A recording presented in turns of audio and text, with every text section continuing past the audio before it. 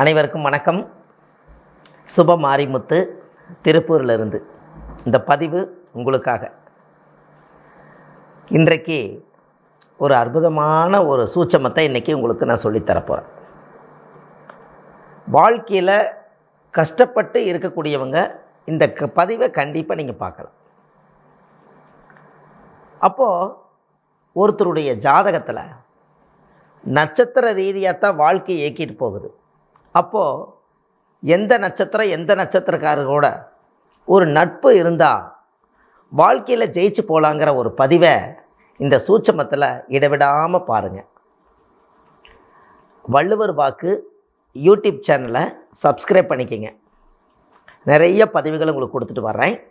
கண்டிப்பாக இந்த பதிவில் உங்களுக்கு ஒரு நல்ல தகவலை கொடுக்க போகிறேன்.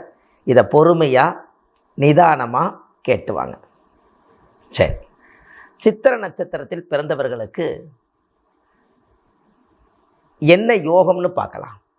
இந்த சித்திர நட்சத்திரம் ஒரு மனிதனுக்கு பார்த்தீங்கன்னா, சித்திர நட்சத்திர கன்னிராசிலையும் பிறப்பாங்க, சித்திர நட்சத்திரத்தில் துலா ராசிலையும் பிறப்பாங்க. ஆனால் நட்சத்திரத்துக்கு மட்டும்தான் இந்த பலன். அப்போது இந்த சித்திர நட்சத்திரத்தில் பிறந்துக்கிறவங்க அவங்க வாழ்க்கையில் எத்தனையோ கஷ்டங்களை எல்லாம் தாண்டி, வறுமையெல்லாம் தாண்டி அவங்க இந்த வாழ்க்கையை நடத்தி கொண்டு போகிறதுக்குள்ளே பெரும்பாலும் பார்த்திங்கன்னா, போகாத கோயில் இல்லை, கும்பிடாத சாமி இல்லை, எண்ணாத பணம் இல்லை, எல்லாம் இருந்தும் கூட அவங்க வாழ்க்கையில் ஏதோ ஒரு சோகம் அவங்களுடைய மனசுக்குள்ளே இருந்துக்கிட்டே இருக்குது. இவங்க வாழ்கிறதுக்காக எதையும் தேட மாட்டாங்க, மற்றவங்களுக்காக இவங்க வாழ்ந்து கெட்டு போயிடுவாங்க. இதை சித்திர நட்சத்திரத்தினுடைய சூட்சமம். இவங்களுக்காக வாழ மாட்டாங்க, மற்றவங்களுக்காக வாழ்ந்து இவங்க கெட்டு போயிடுவாங்க. அப்படின்னு என்ன, மற்றவங்களுக்காகவே நான் அவங்கள போல நான் வாழ்ந்து காமிக்கணும், நான் அவங்கள போல தான் எல்லாமே பண்ணணும்னு சொல்லி ஒரு வைராக்கியத்தை இவங்களே கையில் எடுத்துக்குவாங்க. இந்த சித்திரைங்கிறது இந்த செவ்வாய். அவங்க சிறு வயசுலேருந்தே பார்த்தீங்கன்னா தாய் தந்தைகளுடைய பேச்சை கேட்குற மாதிரி இருக்கும். ஆனால் பார்த்தீங்கன்னா கொஞ்சம் அப்படியே அவங்களோட புத்தியில் தான் அவங்க வேலை செய்வாங்க. அவங்க அவ்வளோ சீக்கிரம் யாரையும் நம்ப மாட்டாங்க, நம்புனா கைவிட மாட்டாங்க. இந்த ரெண்டு தான், எஸ்ஆர் நோ. இதுதான் இவங்ககிட்ட இருக்கிற விஷயமே.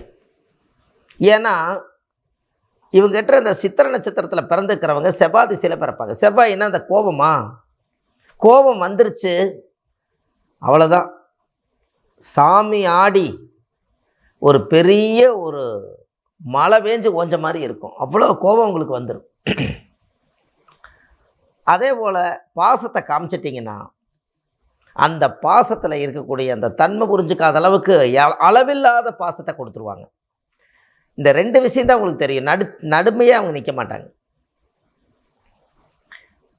அப்போது அவங்க சிறு வயசுலேருந்தே அவங்க கல்வியில் கஷ்டப்பட்டு படிக்கணும், இடையில தடைகள் நிறையா வரும். இது எல்லாமே அவங்களோட வாழ்க்கையில் இருக்கும். திருமணத்துக்கு அப்புறம் அவங்களுடைய சுதந்திரம் போயிடும். அதுக்கு முன்னாடி வரைக்கும் செல்லப்பிள்ளையாக இருப்பாங்க அவங்க வீட்டில். திருமணத்துக்கு அப்புறம் அவங்களுடைய சுதந்திரத்தை என்னமோ நான் இழந்த மாதிரி இருக்கிறேங்க, யாருக்காக வாழணும்னு எனக்கே தெரியல, இப்படியெல்லாம் அவங்களுக்குள்ள ஒரு ஆதாரம் இல்லாத வாழ்வாதாரம் இருக்குது. என்னமோ அந்த நட்சத்திரத்தினுடைய குணங்களில் பிறந்தால் அதை அனுபவிச்சுத்தானே ஆகணும். இந்த வாழ்க்கையில் அவங்களால வெளியில் சொல்ல முடியாமல் உள்ளத்தில் அழுகிறது, வெளியே சிரிக்கிறது, தன்னோட வேதனை தனக்குள்ளேயே மூடி வச்சுக்கிட்டு இன்றைக்கி சரியாயிரும் நாளைக்கு சரியாயிரும்னு அவங்க வேஷம் போட்டே வாழ்ந்துட்டுருப்பாங்க. அவங்ககிட்ட கதை கேட்டீங்க முக்காடு போட்டு அழுவாங்க. அவ்வளவு சோகத்தை மனசுக்குள்ளே நெஞ்சில் வச்சுட்டு தான் ஆணாக இருந்தாலும் சரி பெண்ணாக இருந்தாலும் சரி அவங்க ஒரு சில தவறுகள் பண்ணிட்டாங்கன்னா அந்த குற்ற உணர்வு அவங்களவே கொள்ளும். அதனால் அவ்வளவு சுலபமாக அவங்க தவறு செய்ய மாட்டாங்க. அப்படி தவறு செஞ்சாலும் அவங்க மாட்டிக்குவாங்க. அது ஒரு குழந்தை மாதிரி. சித்திரைனா செவ்வாய் ஊட பிறந்த சகோதரிகளுக்காக நிறைய செஞ்சு வாழ்க்கையில் கெட்ட பேர் எடுக்கக்கூடியவங்க. நல்லதுன்னு போனால் கெட்டது, எள்ளி கொடுத்தாலும் கல்லின்னு கெட்ட பேர், உன் கை உப்பும் கூட உரைக்கலை, இந்த மாதிரி தான் சித்திர நட்சத்திரக்காரருடைய வாழ்க்கை இருக்கும். அப்பேற்பட்ட நட்சத்திரத்துக்கு இன்றைக்கி வாழ்க்கையில் எதையாவது ஒன்று பிடிச்சி நல்ல நிலைமைக்கு வரணும் இல்லைங்களா? அதுக்காக இன்றைக்கி ஒரு சூட்சம் என்னென்னா, அவங்களுக்கு யாரோருத்தருடைய அனுகிரகம் இருந்தால் தான் நல்லபடியாக வாழ முடியும். இந்த காலத்தில் மனிதர்களை நம்பலாமா நம்பக்கூடாதுன்னு அது உங்களுக்கு தான் தெரியும். ஆனால் இந்த நட்சத்திரம் சித்திரை நட்சத்திரத்தில் பிறந்துக்கிறவங்க உங்கள் வாழ்க்கையில் நீங்கள் நல்லா வரணும், எனக்கு தெய்வ அனுகூலம் என்றைக்கு கூடவே இருக்கணும், என் வாழ்க்கையில் நான் சம்பாரித்தது அனைத்துமே நான் பெரிய லெவலில் வளர்ந்து காமிக்கணும், வாழ்ந்து காமிக்கணும், இந்த சமுதாயத்தை நான் உயர்ந்து காமிக்கணும் அப்படின்னு சொன்னால் உங்களை தூக்கி விடக்கூடிய நட்சத்திரம், ஒரு பிரபலைப்படுத்தக்கூடிய நட்சத்திரம், உங்கள் கஷ்டத்தை எல்லாம் தீர்க்கக்கூடிய நட்சத்திரம் உங்களுக்கு இன்றைக்கி நான் சொல்ல போகிறேன். அப்போது அந்த ஜாதகத்தில் ஒரு தெய்வத்தினுடைய அனுகிரகம் இல்லாமல் எதுவும் செய்ய முடியாதுன்னு உங்களுக்கே தெரியுதல்லவா? அப்போ உங்களுடைய வாழ்வாதாரம் நல்ல லெவலில் வரணும் அப்படின்னு சொன்னால் கண்டிப்பாக உங்களுடைய வாழ்க்கையில் ஒரு முன்னேற்ற பாதை ஒரே ஒரு நட்சத்திரக்கார் மட்டும்தான் அந்த வாழ்க்கையில் அதை காப்பாற்ற முடியும். உங்களை காப்பாற்றக்கூடிய நட்சத்திரம் அப்படின்னு என்ன? துரோகம் செய்யாத நட்சத்திரம். உங்களுக்கு தெரியும் இல்லையா, துரோகம் செய்யாத நட்சத்திரம் எது அப்படின்னு உங்களுக்குள்ள ஒரு தேடல் இருக்கும் இல்லையா வாழ்க்கையில். அப்போ நீங்கள் தெரிஞ்சுக்கணுமல்லவா, துரோகம் செய்யாத நட்சத்திரம் மூல நட்சத்திரம்.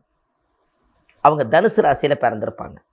இந்த நட்சத்திரம் உங்களுடைய நட்சத்திரத்தை காப்பாற்றக்கூடிய நட்சத்திரம். இன்னும் சொல்லப்போனால் மூல நட்சத்திரமே உங்களுக்கு கிடச்சிருச்சு. ஆஞ்சநேயர் நட்சத்திரம், ஆஞ்சநேயர் அதில் பிறந்தார்.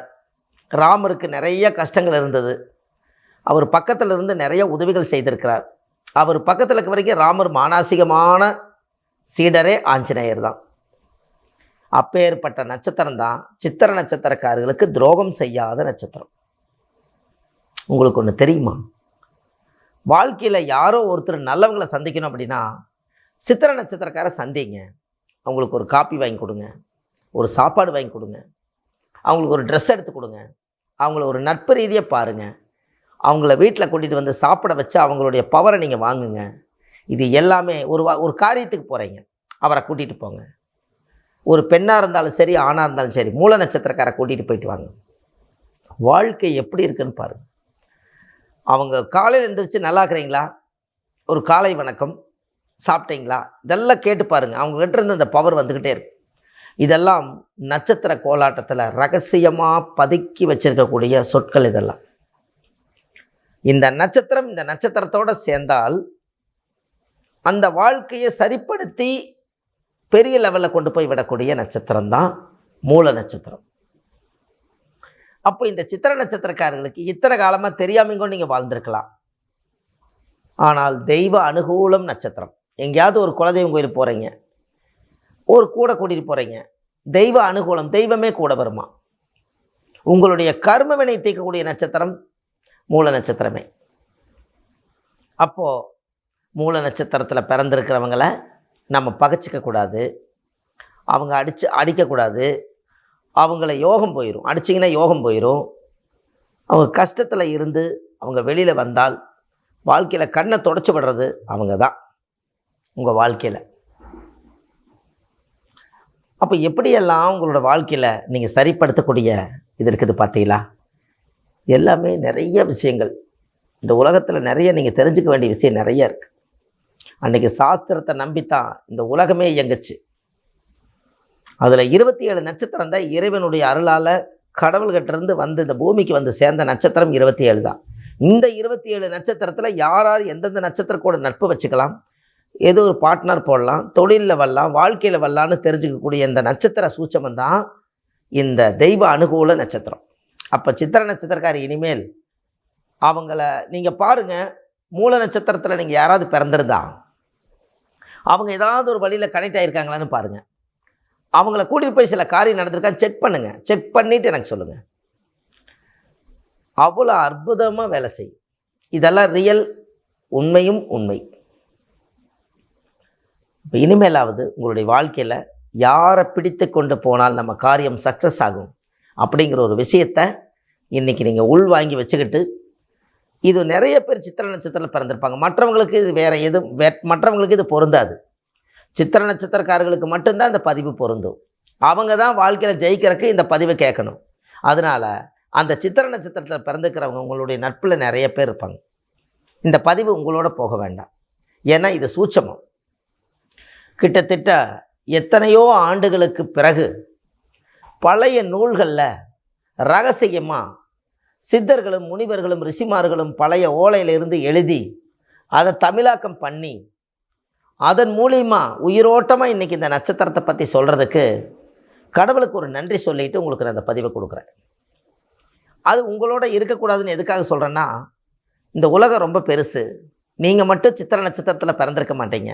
இன்னும் எத்தனையோ பேர் உங்களை சார்ந்தவங்க இருப்பாங்க. அவங்களுக்கும் இது தெரிஞ்சால் அவங்களும் மூல நட்சத்திரக்கார ஒரு நட்பு வச்சு அவங்க வாழ்க்கையிலே வெற்றி அடைஞ்சதுக்கு இதுதானா காரணம்னு இதை வச்சு தெரிஞ்சுக்குவாங்க இல்லைங்களா? அதனால் கண்டிப்பாக நீங்கள் இந்த நட்சத்திரத்தை நீங்கள் ஒரு அற்புதமாக அவங்கள பகையில்லாமல் ஒரு நட்பு நட்சத்திரமாக வச்சுக்கொண்டு அவர்களுடைய வாழ்க்கையில் இவங்களை பிடித்துட்டு போனால் நம்மளுடைய மன வாழ்க்கை நல்லா இருக்குங்கிறத நல்லா உணர்ந்து இதை கண்டிப்பாக செய்யுங்க. உங்களுடைய வாழ்க்கையில் இந்த நட்சத்திரத்தினுடைய பரிகாரங்கள் நிறைய சூட்சமங்கள்லாம் இருக்குது. இந்த சித்திரை நட்சத்திரக்காரர்களுக்கு வாழ்க்கையில் 2-3 கர்ம வினைகள் இருக்குது. அந்த கர்ம வினையெல்லாம் அந்த ஜாதகத்தில் தான் இருக்குது. அது எல்லாம் உங்களுக்கு தனிப்பட்ட முறையில் அந்த கருத்துக்களெல்லாம் நான் உங்களுக்கு நிறைய பதிவுகள் கொடுக்குறேன். சாதாரண விஷயம் இல்லை, இதெல்லாம் ஆழமான விஷயம்.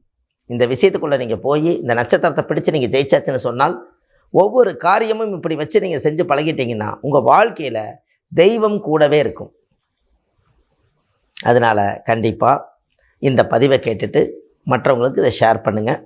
ஆன்லைன்லேயே நான் ஜாதகம் பார்க்குறேன். நீங்கள் பிறந்த தேதி நேரம் டைம் கொடுத்தா போதும், ஆன்லைன்லேயே ஜாதகம் கணிச்சு உங்களுக்கு தெளிவாக உங்களுக்கு இந்த விளக்கத்தை கொடுக்குறேன். வள்ளுவர் வாக்கு அப்படின்னு யூடியூப் சேனலில் போனீங்கன்னா ஒரு 1000கணக்கான பதிவுகள் நிறைய கொடுத்துருக்கேன். ஒரு ஜாதகத்தை எப்படி துல்லிதமாக கணிச்சு வாழ்க்கையில் நீங்கள் உங்களை பற்றி நீங்களே தெரிஞ்சுக்கிறதுக்கு என்ன வழின்னு அந்த பதிவில் 1000 விதமான பரிகாரங்கள் நிறைய கொடுத்துருக்கேன். இதெல்லாம் நீங்கள் போய் வள்ளுவர் வாக்கு யூடியூப் சேனலில் போங்க. சுபம் மாரிமுத்துன்னு யூடியூப்பில் போட்டிங்கனாலும் என்னோடய பதிவுகள் வரும். இதெல்லாம் கேட்டுக்கொண்டு உங்கள் வாழ்க்கை நலமாக வாழ வேண்டும் என்று சொல்லி அடுத்த பதிவில் உங்களை சந்திக்கிறேன். உங்கள் அன்புள்ள சுப மாரிமுத்து. நன்றி, வணக்கம்.